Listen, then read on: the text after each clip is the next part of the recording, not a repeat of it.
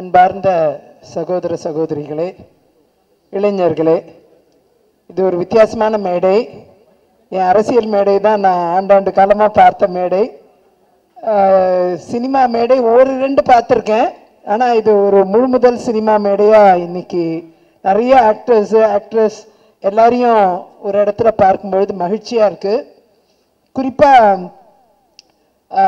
நம்முடைய producer cum director திரு தம்பிதுரை அவர்கள் சிறந்த ஒரு பணியை ஆற்றியிருக்காரு.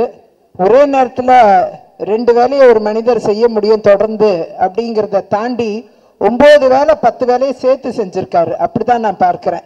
இது 2 வேலைன்னு அவங்கெல்லாம் நினைக்கிறாங்க. ஆனால் 10 வேலைக்கு மேலே இதில் வேலை இருக்குது.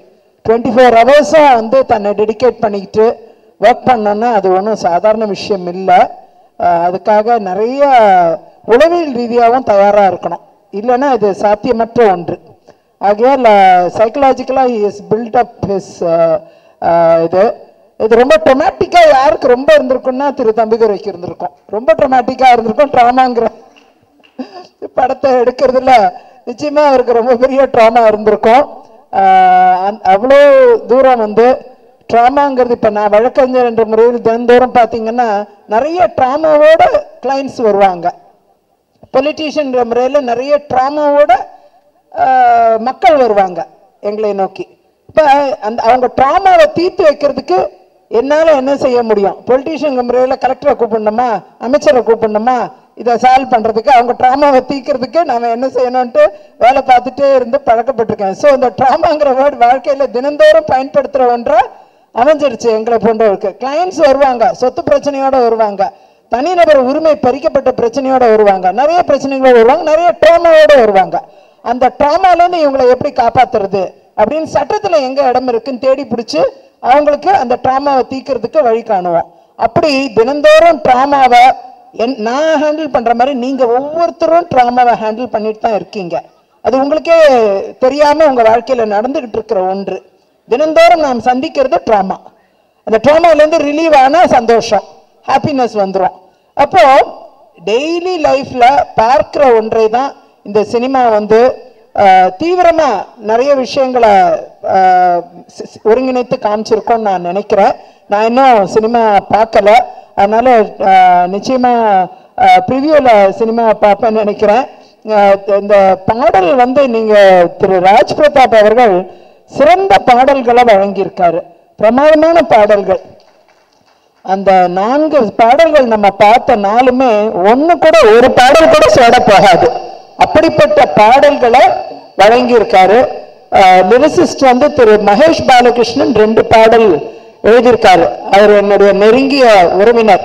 இன்னைக்கு நம்ம கூட இல்லை. அவர் ரொம்ப இளம் வயதிலேயே இறைவனடி சேர்ந்து விட்டார். அவர் வந்து தன்னுடைய வாழ்க்கையில மிகப்பெரிய பாடலாசிரியர் ஆகணும்ட்டு கடுமையாக உழைத்தவர்.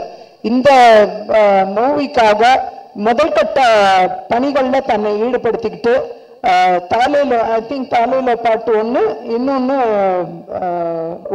ஒரு பார்வை, இந்த 2 பாடல்களுமே மெலடி ரொம்ப அருமையாக இருந்தது. கேட்கவே ரொம்ப பிரமாதமாக இருந்துச்சு. நிச்சயமாக இந்த மீதி 2 பாடல்களும் ஹிட்டு. அது 2மே பார்த்தீங்கன்னா பாப் சாங்ஸ் அதெல்லாம். ஸோ இது எல்லாமே பெரிய லெவலில் இந்த சாங்ஸ் வந்து பெரிய ஹிட்டாக இருக்குங்கிறது என்னுடைய நம்பிக்கை.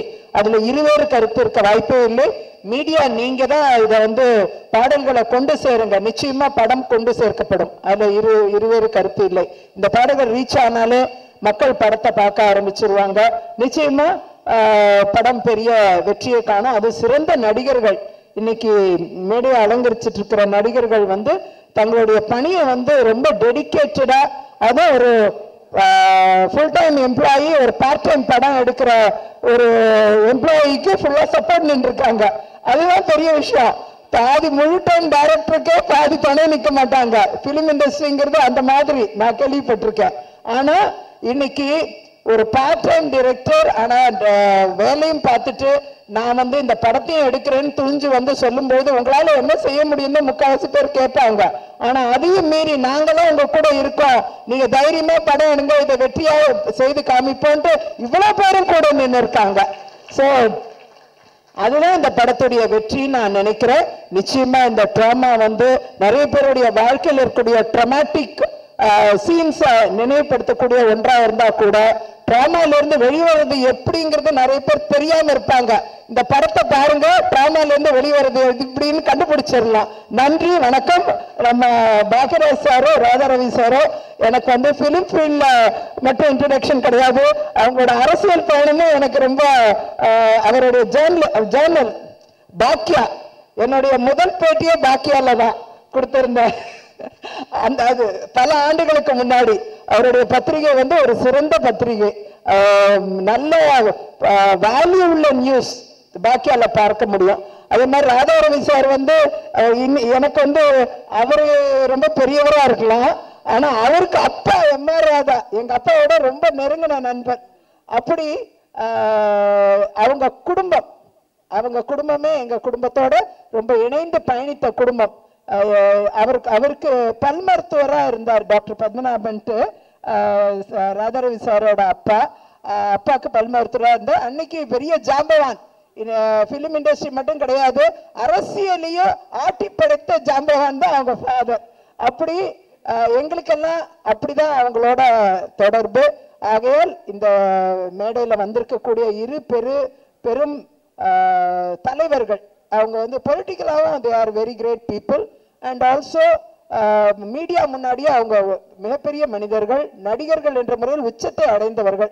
இன்னைக்கு இந்த படத்துக்கு சப்போர்ட் பண்ணி இன்னைக்கு அதோடைய பாடல் வெளியீட்டுக்கு வருகை தந்து அவங்க சிறப்பிச்சிருக்காங்கன்னா உண்மையாவே இந்த படத்திற்கு அவங்களோட கிரெடன்ஸ் வந்து அட்டாச் ஆகி வருது. அதுதான் இது பெரிய விஷயம். அதுவும் சேர்ந்து இந்த படத்துக்கு திரு தம்பிதுரை அவர்களுக்கு, மிகப்பெரிய திரு ராஜ் பிரதாப் அவர்களுக்கும், நம்முடைய இளமாறன் அவர்கள் இதை டிஸ்ட்ரிபியூட் பண்ண போறாரு. ஒரு சிறந்த மனிதர், தன்னலமற்ற ஒரு மனநிலை கொண்ட ஒரு நபர். அவருடைய டிஸ்ட்ரிபியூஷன்ல நடக்க போற இந்த ரிலீஸ் மிகப்பெரிய வெற்றியை அடைய வேண்டும், உச்சத்தை அடைய வேண்டும். மீடியா நண்பர்கள் உதவி செய்ய வேண்டும் என்ற அன்போடு கேட்டுக்கொண்டு 21ஆம் தேதி ரிலீஸ் ஆகக்கூடிய இந்த படம் மிகப்பெரிய உச்சத்தை அடைய வேண்டும் என்று வாழ்த்தி விடைபெறுகிறேன். நன்றி, வணக்கம்.